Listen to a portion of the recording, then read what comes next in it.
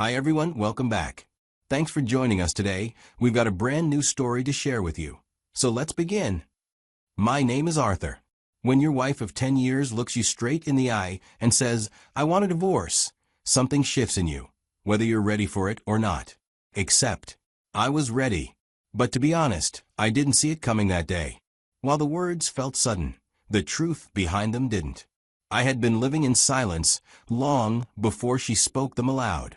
She probably thought I'd try to talk her out of it, or at least ask her why. But all I did was take a breath and say, "Okay." She didn't know I had already let go. Before that day, I had been running on fumes. I'd been covering for a colleague who was off on vacation. The days had been long. I barely had enough energy to drive home. By the time I pulled into the driveway, all I could think about was getting out of my damp shirt, taking a hot shower, and collapsing into bed. I'd grabbed a burger and fries on the way home. I hadn't bothered to text Sophia to ask if she wanted anything. The truth was, I already knew the answer. For months now, dinners had been a silent affair, if they happened at all. She had stopped cooking. I had stopped asking. Our conversations had become short and purely functional, like two coworkers forced to share a cubicle. Honestly, it had been a long time since our house felt like a home. When I stepped inside, Sophia appeared from a living room. "Hey, we need to talk," she said. That line alone stopped me in my tracks, because no man wants to hear that sentence from his wife. For the past few weeks, she'd barely looked me in the eye. I'd ask how her day was, and she'd mutter, "Fine," without even glancing up from her phone. I'd come home to silence. And now suddenly she's interested in conversation? Still wearing my shoes, tie half undone, I muttered. "Can I just take a quick shower first? I've had a long day." But she shook her head. "No, this can't wait." And that was it. So I dropped my keys into the bowl by the door, turned toward her slowly, and braced myself for whatever came next. Sophia stood across from me, arms folded, her face unreadable, and said, "I think we need a divorce." At first, I didn't say anything. Not because I didn't hear her, but because I needed a moment to understand how she could be so calm while tearing down something we spent years building. She went on to explain her reasons by saying the marriage felt lifeless, like we were just going through the motions. She mentioned how we lacked intimacy, how we didn't connect the way we used to. She made it sound like we were strangers living under the same roof. And maybe in some ways we were. But the way she painted the picture, like it was some mutual slide into indifference, that's what got to me, because I knew better. What she called lack of intimacy was something she had used like a tool. Every time I didn't give in to one of her impulsive spending sprees, the punishment came swift and silent. Cold shoulders, turned backs, and weeks of rejection. I'd explain, gently at first, how tight things were and how we needed to be careful. But she didn't want to be careful. She wanted what she wanted, and when she didn't get it, she made sure I felt like the enemy. Her tantrums were quiet and cutting. She would make passive-aggressive comments at every opportunity she got. So when she blamed the decay of the marriage on some vague loss of spark, I couldn't help but feel like she was rewriting history, where she was the victim of emotional neglect. I asked her, "Do you really believe we're beyond repair? Is divorce the only way forward?" She didn't even hesitate, just nodded.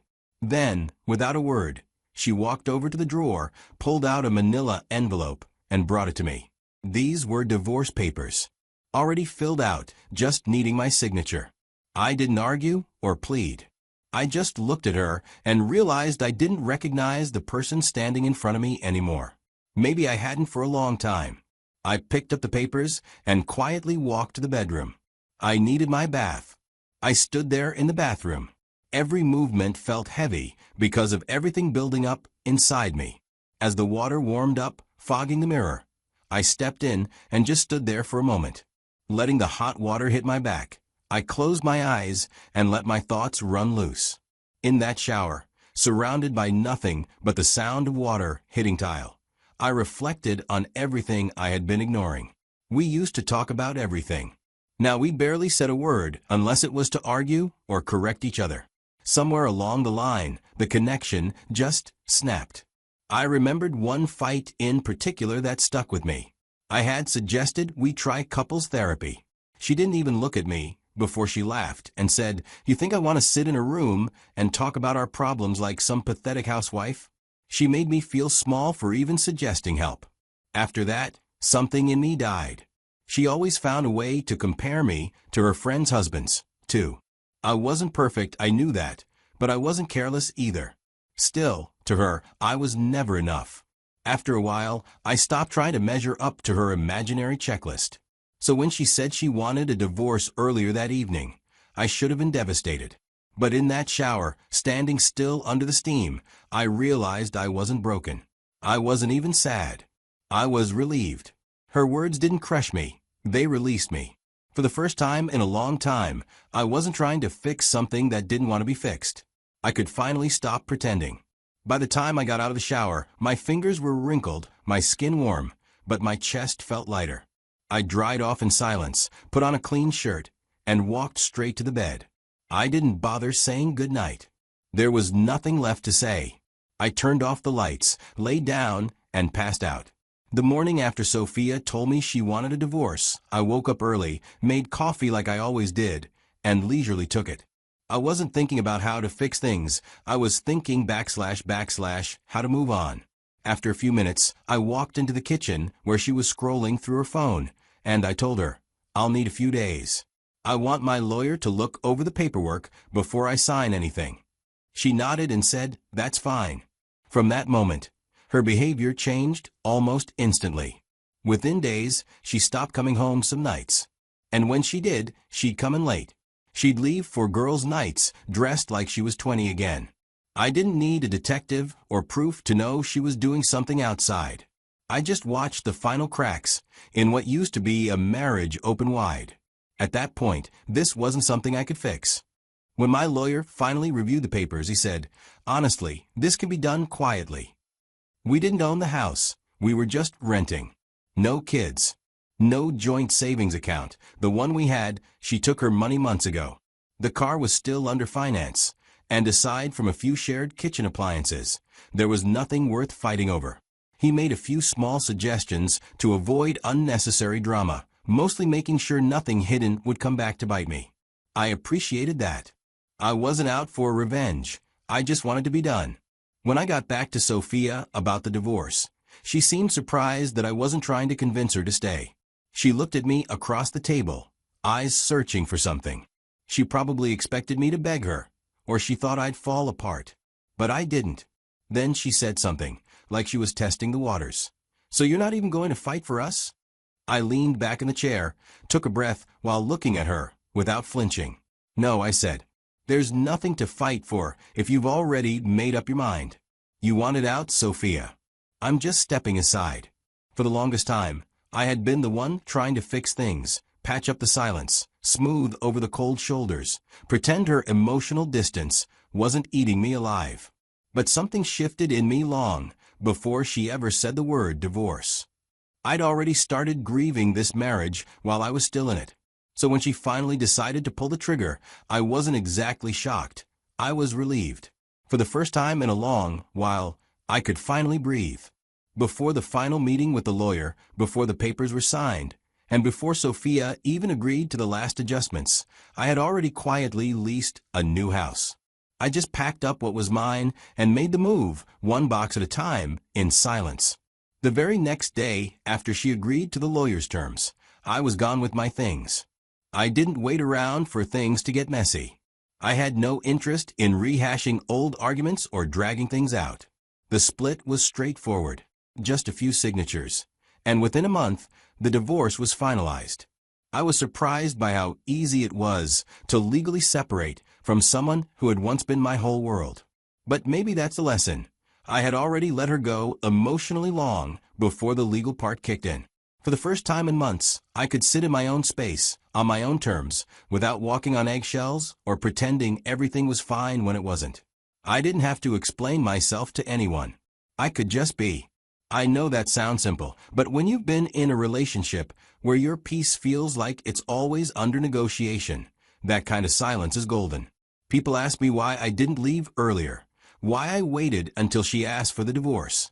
The truth is, I didn't want to carry the guilt. I didn't want to be the one wondering if I gave up too soon. Part of me needed to know that I'd done everything I could. But Sophia, she kept pushing, kept blaming, kept escalating until she was the one who finally said, "Let's end it." And you know what? I thanked her for that. Her decision gave me permission to stop fighting for something that had already fallen apart. After the divorce, I wasn't expecting to see anyone from Sophia's side ever again. I figured her friends would treat me like the villain, or just pretend I never existed. So when I bumped into her best friend of all people, I braced myself for some cold shoulder or a passive-aggressive comment. But that's not what happened. Not even close. It was in the parking lot outside a grocery store. I happened to have my new apartment a few blocks away from her friend's place. As I was loading bags into the trunk, I heard someone say my name softly. I turned around, and there she was, my ex-wife's best friend. She used to come over to our place sometimes.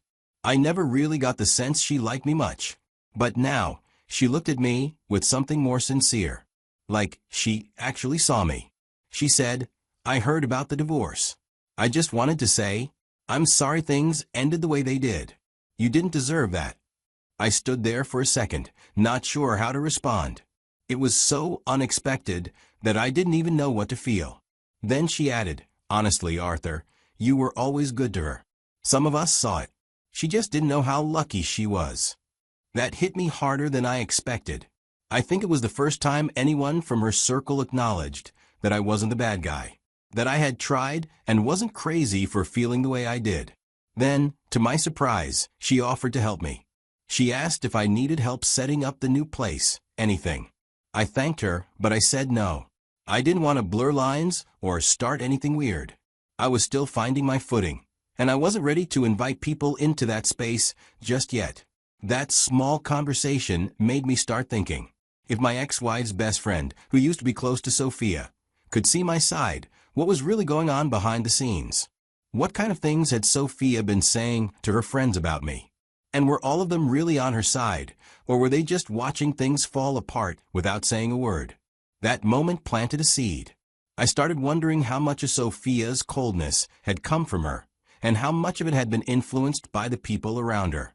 Her best friend's kindness made me question the dynamics I hadn't seen before. And more than anything, it reminded me that sometimes the truth shows up when you least expect it, and from people you never thought would tell it. 6 months had gone by since the papers were signed, and I'd just begun to settle into my new rhythm. Then, out of the blue, I got a message from Sophia that read, "Do you ever feel like maybe we rush things?" After reading it, my first reaction wasn't anger or confusion. It was stillness. I knew something must have shifted on her end, because I hadn't left any room for mixed signals when we parted ways. So I asked her to clarify. She begged for us to meet and talk, which I kicked against at first, but later agreed to. We ended up meeting in a public cafe. She opened up. She said she'd been thinking about everything, about me, about how things ended, and about the person who'd encouraged her to pull the trigger on our marriage. Her best friend. The one I had run into at the grocery store who was acting all nice and understanding. My ex-wife confessed how she kept whispering in her ear about what she deserved, how other women had it better, and how she should stop settling. What Sophia didn't know was that the same lady was being friendly to me a week after our separation. If I had allowed her, she would probably be frequenting my home. I kept my distance and didn't entertain it. Sophia continued by saying she'd finally seen her best friend without the mask. Since the divorce, they'd spent more time together. Enough time for Sophia to notice some cracks. All those stories the best friend used to tell about her generous, affectionate husband? Lies. The man barely let her speak. He was loud, dismissive, and constantly undermined her in front of others. Sophia told me she watched her best friend shrink in his presence. The same woman who once lectured her about independence didn't even have the freedom to finish a sentence around her own husband. That's when the guilt hit her. She told me, "I spent so much time comparing you to this imaginary version of her husband, and you were the one actually showing up, doing the work, trying to hold us together." I didn't say anything. I just listened. Then she asked the question I half expected, but wasn't sure I'd hear. "Do you think there's any way we could try again?" I just looked at her and told her, No, I don't want to go back, because I finally understood what peace actually felt like. She sat there in front of me, saying all the things I used to beg to hear. I miss you. I didn't know how good I had it. I made a mistake. Maybe a few months ago, those words would have broken me. But now they felt like echoes in an empty room.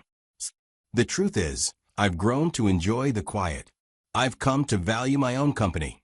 There's no more tension waiting for me at the door, no silent treatment during dinner, no emotional tug-of-war every time I try to speak my mind.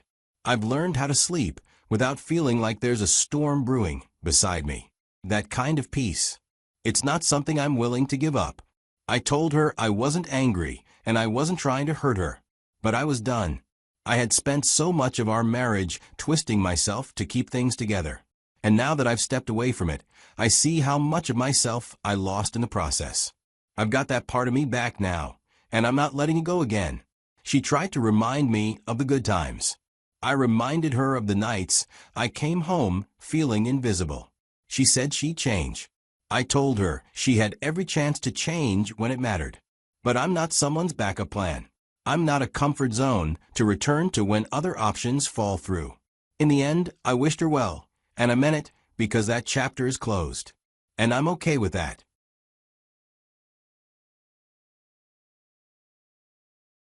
Hi everyone, welcome back. We've got a brand new story to share with you. So let's begin. My name is Kobe. Grief has a way of revealing people's true character. I thought I knew my in-laws after 16 years of marriage to their daughter, but it wasn't until my wife died that I discovered who they really were. What they did at the will reading showed me that some people see tragedy as an opportunity, and family loyalty means nothing when money is involved. My wife, Vivian, and I had been married for 16 wonderful years when she lost her battle with the autoimmune illness that had plagued her since childhood. She was only 44 years old when she died, far too young, and with so much life still ahead of her. But we had known this day would come eventually, even though knowing it was coming didn't make it any easier to bear. I was fully aware of Vivian's medical condition from the very beginning of our relationship. She was upfront about her illness when we first started dating, explaining that she had been diagnosed with a severe autoimmune disorder when she was just 8 years old. The condition affected multiple organ systems and required constant medical management and monitoring. When we decided to get married, we both understood that her illness would be a significant part of our life together. We spent years seeking remedies and treatments, consulting with specialists across the country, and exploring every possible option for managing her condition. We couldn't heal her completely, but we were able to buy more time and maintain her quality of life for many years. The medical expenses associated with Vivian's condition were substantial. We invested heavily in experimental treatments, specialist consultations, and cutting-edge therapies. Some insurance covered the basic treatments, but many of the more promising options were considered experimental and required significant out-of-pocket expenses. We made the difficult decision not to have children, not because we didn't want them, but because her doctors told us that pregnancy would complicate her condition significantly. The physical stress of pregnancy and childbirth could have accelerated the progression of her illness and potentially shortened her life considerably. It was a sacrifice we both made for the sake of her health and longevity. Instead of children, we focused on building a life together that was rich in other ways. We traveled when her health permitted, pursuing our shared interests in art and history. We created a beautiful home together, filled with memories and experiences that we treasured. Vivian had a successful career in graphic design, working freelance for big brands so she could manage her schedule around her medical needs. Our marriage was genuinely happy despite the challenges posed by her illness. Vivian was an incredibly strong and positive person who refused to let her condition define her or limit her dreams. She approached each day with grace and determination, and her resilience inspired everyone who knew her. Her relationship with her parents, however, had always been complicated. Vivian's mother, Patricia, and father, Kenneth, had 2 other children besides Vivian. From what I observed over the years, her parents seemed to have a clear preference for their sons, treating Vivian more like an obligation than a cherished daughter. The family dynamics became particularly apparent during family gatherings and holidays. I noticed early in our marriage that Vivian's parents seemed to view her illness as an inconvenience rather than a serious health challenge that required support and understanding. After we got married, they rarely asked about her condition or showed interest in her treatments, preferring to focus conversations on her brother's lives and activities. I think they assumed they had transferred the responsibility of caring for her to me. Despite their lukewarm relationship, Vivian maintained contact with her parents and included them in her life. She invited them to holiday dinners, remembered their birthdays and anniversaries, and made efforts to stay connected despite their apparent lack of reciprocal interest in her well-being. As Vivian's condition worsened in the final years of her life, her parents' visits became even less frequent. They seemed uncomfortable with the reality of her declining health and preferred to maintain distance rather than provide emotional support during her most difficult times. The last 2 years of Vivian's life were particularly challenging as her condition deteriorated despite all our efforts to manage it. She required more frequent hospitalizations and intensive treatments that were both physically and emotionally exhausting. Throughout this period, I was her primary caregiver and advocate, managing her medical care and providing the support she needed. During those final months, we spent time discussing practical matters, including her will and estate planning. Vivian was very clear about her wishes regarding the distribution of her assets. She wanted to ensure that I would be financially secure after her death, understanding that I had sacrificed career opportunities to care for her and manage her medical needs. Vivian had accumulated significant assets over the course of our marriage. Her successful design business had generated substantial income from big brands that paid her with stocks instead of money, and we had made smart investments together over the years. Additionally, she had inherited some money from her grandmother several years earlier, which we had invested wisely and watched grow considerably. When Vivian died, her death was devastating for me, even though we had known it would come eventually. Losing the person you've shared your life with for 16 years, regardless of the circumstances, leaves a void that nothing can fill. The grief was overwhelming, and I struggled to navigate even the simplest daily tasks without her presence. The funeral arrangements were difficult but necessary. Vivian had been specific about her wishes for a simple service focused on celebrating her life rather than mourning her death. Her parents attended the funeral, along with her brothers and their families, but their behavior was notably restrained and formal rather than genuinely grief-stricken. In the weeks following the funeral, I focused on processing my grief and beginning to figure out how to rebuild my life without Vivian. The house felt empty and strange without her presence, and I found myself struggling with the silence and solitude that had replaced our daily conversations and shared routines. 2 months after Vivian's death, I received a call from her attorney requesting my presence at the reading of her will. This was something Vivian and I had discussed, and I knew the basic outline of her wishes, but the formal reading was necessary to make everything legally official. I arrived at the lawyer's office on the appointed day, expecting a straightforward process. Vivian's parents were also present, along with her 2 brothers. The atmosphere in the room was tense and formal, but I attributed this to the somber nature of the occasion rather than any specific animosity. The attorney began by reading the standard legal language that opened such documents, explaining the process and confirming Vivian's mental competency when the will was created. Then he began reading the specific bequests and distributions that Vivian had outlined. As expected, Vivian had left the majority of her estate to me. This included our house, her business assets, investment accounts, and personal property. The total value was substantial, representing both our shared financial success and her individual achievements over the years. But as the attorney continued reading, the expression on the faces of Vivian's parents began to change.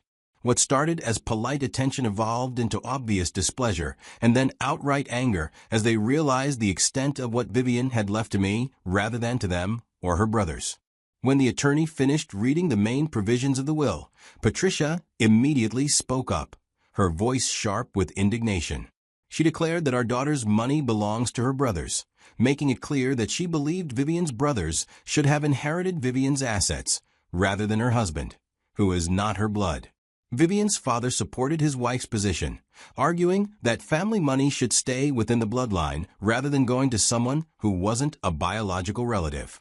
Their sense of entitlement was stunning, considering that they had shown minimal interest in Vivian's life or well-being during her final years. The attorney remained professional, but seemed taken aback by their hostile reaction to Vivian's clearly stated wishes. He explained that the will was legally valid and reflected Vivian's explicit instructions about how she wanted her estate distributed. But as they kept complaining, the attorney smiled and reached for a second envelope that had been sitting on his desk throughout the reading. He explained that Vivian had also prepared specific bequests for her parents and brothers, which were contained in this separate document. As he opened the second envelope and began reading its contents, it became clear that Vivian had not forgotten her family entirely. She had left modest amounts to her parents and brothers, enough to show that she had considered them, but far less than what they apparently felt they deserved.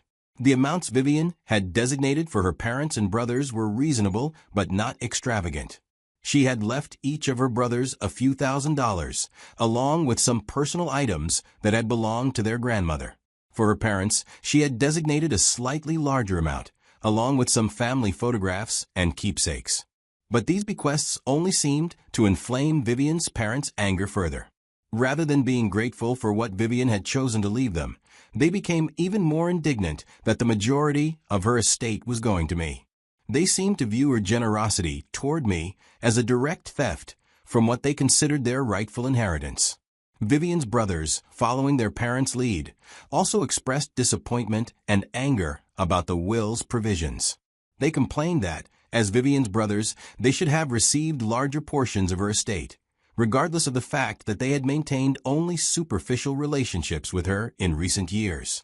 The confrontation in the attorney's office became increasingly heated as Vivian's parents began making accusations about my relationship with Vivian.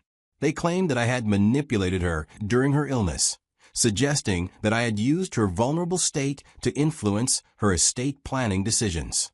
Their accusations were both hurtful and completely unfounded. I had supported Vivian through 16 years of marriage and illness, sacrificing my own career opportunities to care for her and manage her medical needs. The idea that I had manipulated her for financial gain was not only false, but deeply insulting to her memory and our relationship. The attorney attempted to restore order to the meeting, explaining that the will was legally binding and that Vivian's wishes were clearly documented. He also noted that the will had been created with proper legal procedures and that there was no evidence of coercion or undue influence. But Vivian's parents were not satisfied with the attorney's explanations. They left the office that day, making threats about challenging the will in court, claiming that they would fight to get what they believed was rightfully theirs. Within a few weeks, I received formal legal papers indicating that Vivian's parents had indeed filed a lawsuit challenging the validity of her will. They were claiming that I had exercised undue influence over Vivian during her illness, and that her estate planning decisions did not reflect her true wishes. The lawsuit was emotionally devastating on top of my ongoing grief over losing Vivian. Not only was I dealing with the loss of my wife, but now I was being forced to defend our relationship and her final wishes against people who should have been supporting me during this difficult time. I knew that I needed excellent legal representation to defend against their challenge.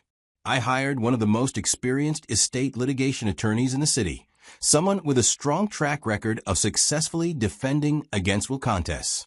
My attorney was confident that we would prevail, explaining that Vivian's parents would need to provide substantial evidence of undue influence or mental incapacity to successfully challenge the will. Vivian had been mentally sharp until the end of her life, and there was extensive documentation of her decision-making process regarding her estate planning. The legal battle dragged on for months, with depositions, document production, and extensive legal maneuvering from both sides.